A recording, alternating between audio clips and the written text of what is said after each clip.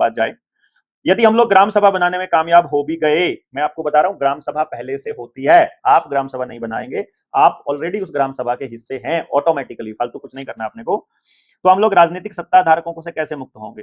केवल व्यवहार आधारित व्यवस्था बनाकर हम इनसे मुक्त हो सकते हैं।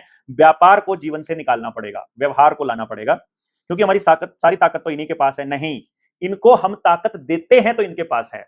यानी कि यदि हम पैसे से मुक्त हो जाएं तो इनके पास टैक्स नहीं जाएगा, और यदि हम वोट ना करें तो इनके पास हमारी ताकत नहीं जाएगी। हम इनसे यह भी मांग सकते हैं कि तुमको ये अधिकार किसने दिया? हमारा कोई रिटर्न कंसेंट नहीं है। और इसके ऊपर आने वाले टाइम में हम लोग लंबा करेंगे। देखिए क्या होता है कि मान लीजिए दो चार लोग खड़े होकर के कोई सवाल पूछते हैं, तो जिस चीज में इनको लगता है कि अब जनता सरकार मोर्चा या फिर ये फलाना ढिमकाना संगठन इस तरह का सवाल उठा देगा, जैसे कि कोरोना वैक्सीन के ऊपर, 5G रेडिएशन के ऊपर, उनको पता था कि जनता का कोई ना कोई व्यक्ति 5G के ऊपर सवाल उठाएगा, और जब इस तरह का सवाल उठेगा तो इन कंपनियों को ये 5G के टावर्स वगैरह उखाड़ने पड़ेंगे। तो उन्होंने क्या किया, जूही चावला को मतलब अपने साथ में मिला करके और सुप्रीम कोर्ट में केस दायर कर दिया 5G के ऊपर।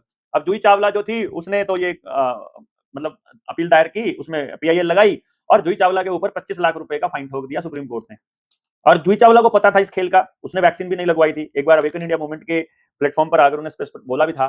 तो जब एक बार, अब चाहे जूही चावला ने ये वाली फाइट सीरियसली लड़ी हो, लेकिन जब उसके ऊपर 25 लाख रुपए का जुर्माना लग गया, अब कोई भारत का नागरिक 5G के ऊपर सवाल नहीं उठाएगा, और पिछले 5 साल में किसी ने उठाया भी नहीं। 2020 की बात है ये, 21 की, 4 साल में किसी ने नहीं उठाया। तो इसका मतलब उनका जो प्रोपेगेंडा था वो काम कर गया, और उनकी चाल काम कर गई। इसी तरह से यदि हम लोग उनको बता देंगे तो वो लोग इस तरह से पहले ही उसका कोई ना कोई तोड़ निकाल के रखेंगे। तो हम जब आएंगे, अगर लोग जुड़ जाते हैं और हमारी बात को सीरियसली लेते हैं, यदि आप लोग इसका इतना प्रचार करते हैं, क्योंकि देखो क्या है, मोर्चे का अब नाम हो गया है बड़ा, लोग जानने लगे हैं पूरे देश के अंदर।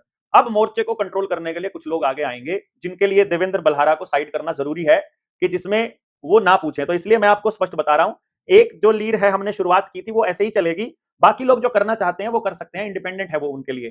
तो वो लोग वही होंगे ना जो देवेंद्र की खिलाफत करने वाले लोग हैं। वो लोग अगर अलग करके कुछ कर रहे हैं तो हमें कोई दिक्कत नहीं है।